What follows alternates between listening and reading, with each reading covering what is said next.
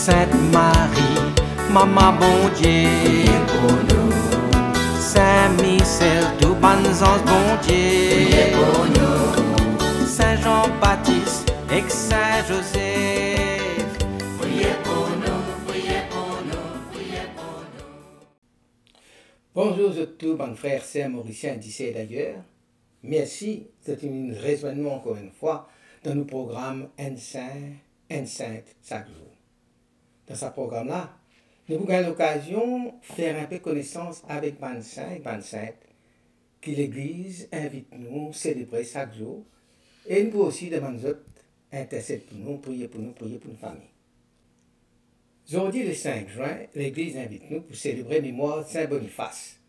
Et nous profitons de l'occasion pour saluer tout le monde qui appelle Boniface, Igor, Alière, Alirian, Sanché, Sancho, Sans. Et Saint Boniface, les patrons, les brasseurs, qui font la bière, donc tout le monde qui travaille dans la fabrication de la bière, nous saluons les autres, les tailleurs, les missionnaires, les bûcherons, les forestiers. Et Saint Boniface est considéré comme le patron de l'Allemagne. Son nom de naissance, c'est Winfried, parce qu'il est en anglais. Et il prend le nom Boniface, l'étant divin missionnaire, un nom qui signifiait faiseur de bien. Saint Boniface fut né en 675 en Angleterre. Et depuis 13 ans, il est rentré dans un monastère et il est devenu moine, et puis il est devenu prêtre. En 719, il est allé pour évangéliser le peuple allemand. C'est le pape Grégoire II qui nomme lui évêque et puis archevêque en Allemagne. Et là, les temps y allés, il fonde plusieurs monastères. Il amène une réforme dans l'Église de France et en même temps dans l'Église allemande. Et il est mort martyr en 754. Les temps y a fait une mission à Frison, et c'est un païen, d'autres avec lui, d'autres battent lui, d'autres tuent lui. Saint Boniface est un missionnaire infatigable. Il quitte l'Angleterre, il quitte ce pays natal, puis il évangélise le peuple allemand. C'est un réformateur de l'Église qui fait, parce qu'à cette époque, l'Église dans le royaume français avait souffert beaucoup d'abus.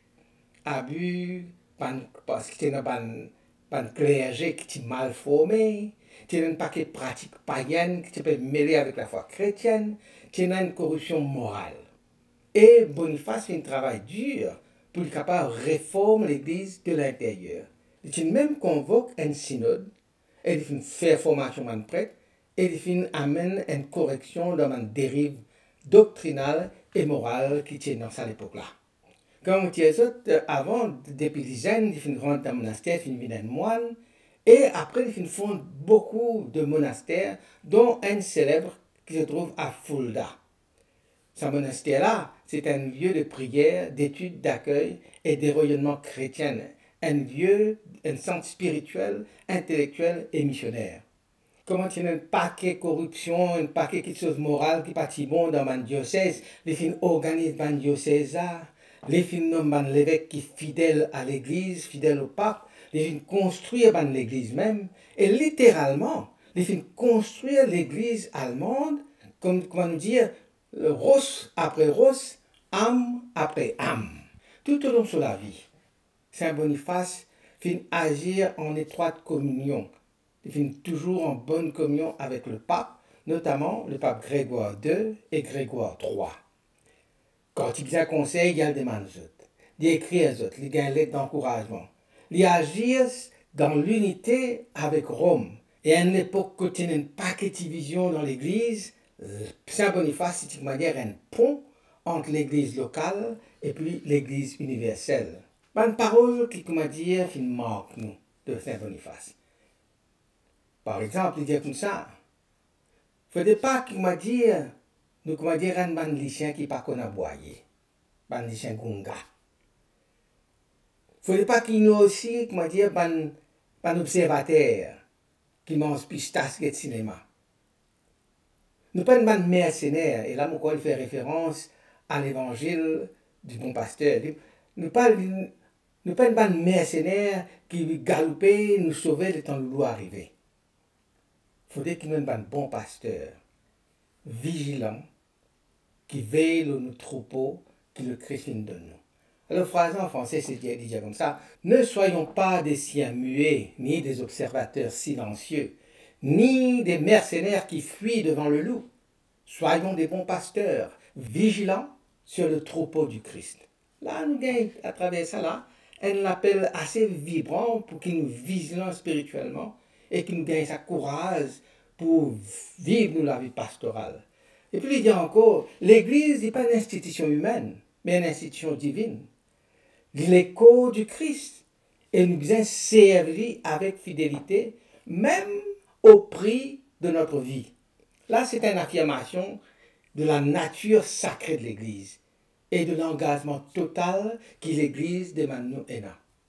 Et puis dire aussi, la patience, c'est la racine et gardien de toute bonne vertu. Un enseignement, une parole qui met la vertu et patience en évidence et qui dit nous que ça des vertus-là, qui sont essentielles pour nous la vie chrétienne. Au début du 8e siècle, une grande partie de l'Europe, surtout l'Europe centrale, surtout la partie allemande, très païenne, et une pratique païenne qui mélangeait aussi avec une pratique chrétienne. Et l'Église, sous le pape Grégoire II, Grégoire III, c'est une envie, comment dire, amène l'Évangile pour dépasser sa frontière, l'Empire romain là, et qui est un chrétien capable de connaître l'Évangile. C'est pour ça que Saint Boniface, en Angleterre, pape Grégoire II, envoyé en mission pour aller évangéliser ça l'endroit. Et c'est pour cette raison que pape Grégoire II envoie Saint Boniface en Allemagne pour évangéliser cette région. Et là-bas, il fait beaucoup de conversions, il baptise beaucoup. Si comment dire, vous avez une image de Saint Boniface, vous pouvez trouver qu'il y a toujours une lasse dans ce main. Et ça, il y a une anecdote très intéressante qui est attachée à cette image-là. À cette époque-là, le peuple allemand, c'était un peuple qui s'appelait vénère, un dieu païen, dont Odin, et puis Thor, qui get Marvel, qui get choses Avengers, vous connaissez. Thor, c'est celui qui est sa mort, là. Hein? Donc, banalement, ça peut adorer ce bon Dieu là, bon Dieu païen. Et tu as une grande chaîne, un grand pied. Quand là, tu es venu, tu peux offrir sacrifice à Thor, c'est-à-dire à sa dieu païen Thor. Et ça, tu es là, tu appelles ça la chaîne de Thor. Et Saint Boniface est allé venir en 723, il arrive en Allemagne. Il est venu, il dit avec un païen pour lui montrer qui c'est que je peux faire là, une fausseté. Alors, ils prennent là, il est venu pour lui abattre sa pied là. Et puis, devant tout, ça va un Allemand païen qui peut adorer, qui peut amener le sacrifice pour refaire à tort. Il prend cela et puis il montre aux autres qui, sa bon Dieu chrétien là, il est plus fort que l'autre bon Dieu de Père adoré là. Et bien là, il dit comme ça, comment il peut tout ça, puis là, il y a tout pour avoir sur la foudre, et pour finir, pour avoir sur le marteau, pour finir. Et d'après l'histoire, il prend cela et premier coup de taper sa grande chaîne là, en même temps qu'il tape ça, et la foudre vient zette sa pied là en bas, coupe sec. Coupe net en bas. Tout le monde là, impressionné. Et là, le Dieu comme ça, de trouver le Dieu chrétien. Voilà, les plus forts qui sont bon Dieu qui peut adorer là. Et il prend du bois sa pied là pour lui construire une chapelle en l'honneur de Saint-Pierre. Hein, ce qui marque un tournant symbolique dans le christianisme de la région parce que tout ban païen là, c'est là que nous donnons la vie au Christ, que nous baptisons devenus chrétiens. Mais cette histoire-là, un petit peu plus loin. Après qu'il finit coupe sa pied là, puis là, il descend, il finit prendre du bois là pour le faire dans la chapelle, et il y a un bourgeon, un autre arbre qui finit pousser, et c'est un sapin. Un sapin, vous connaissez qu'il y a un sapin, même l'hiver, même l'été, il garde toujours son feuille vert, il reste toujours vert, et donc ça finit un symbole de l'espoir que la chrétienté a apporté, et c'est depuis ce jour-là, le sapin de Noël qu'ils mettent dans la case pour Noël, les rappelle nous, hein, qu'aujourd'hui, c'est l'espérance, il est encore vivant, une espérance dans la résurrection, une espérance dans la vie, une espérance qui, tant qu'il nous garde nous la vie rattachée au Christ, nous pouvons toujours vivants, même après la mort. Et puis, l'Église dans le royaume français à l'époque, comme je peux dire, il y en a beaucoup des autres, il y en a beaucoup de corruption. L'évêque parfois, tu nommé par seigneur du jour. Hein? Alors, Saint Boniface, les convoque un synode pour les réformes et les mener une discipline dans sa église. Et c'est pour cela aussi qu'ils, quand ils fondent un monastère, ils mettent un supérieur de monastère qui pour rester toujours fidèle à la tradition d'église et avec le soutien du pape Grégoire. Et ça, c'est un des grands accomplissements qui Saint Boniface vient faire. Pas qui est familier avec l'histoire de la France, je peux familier aussi avec la dynastie mérovingienne et puis la dynastie carolingienne. Les mérovingiens, c'est de là qui Clovis, le mari de Sainte Clotilde, il descend, il y a un descendant. Et carolingien, c'est de là que nous gagnons l'empereur Charlemagne qui pour sortir. Hein? Alors, en 752, Saint Boniface pour sacrer Pépin l'Épreuve comme le roi de France, il pouvait ça à Soissons, et ainsi il pour renforcer l'alliance entre la papauté et la dynastie carolingienne. Et ça geste-là, ils aident la base pour enraciner l'empire carolingien et en même temps prépare-nous à un futur roi, un futur empereur, dont Charlemagne. Missionnaire infatigable, toujours à la recherche qui manière pour amener le Christ, pour amener le christianisme dans un endroit hostile, quand on n'a pas fini, surtout dans un endroit païen, quand on n'a pas fini contre le Christ, alors il décidait un jour pour aller à Frise. Et le temps il arrive là-bas, le temps il prépare pour célébrer la confirmation, lui avec 52 secondes compagnons, ils sont assassinés par un groupe de païens qui sortit de la région de Frise. Et là, il meurt. Et quand il meurt, l'évangile dans sur la main, au-dessus de la tête, symbole de la foi inébranlable. Et je crois aussi que pour cette raison qu'il est en train de guetter une photo de Saint Boniface, on peut trouver un évangile et puis l'épée qui transperce ça. Hein. C'est que il donne sur la vie pour sa parole, bon Dieu, qu'il finit les amener dans sa monde païen. Donc Saint Boniface finit profondément structurer l'Église en Allemagne. Il finit faire le christianisme enraciné dans la région de l'Allemagne et puis il finit contribuer aussi à l'unité de l'Église dans l'Occident et il finit renforcer sa lien entre le peuple allemand et Rome, c'est-à-dire avec le pape. Ce travail qu'il finit faire, finit être la base pour la chrétienté de l'Europe dans le Moyen-Âge. Et c'est pour cela qu'il nous vénère aujourd'hui Saint Boniface, pour la vie de sainteté, pour son zèle missionnaire, pour son courage face au danger et sa fidélité à l'Église.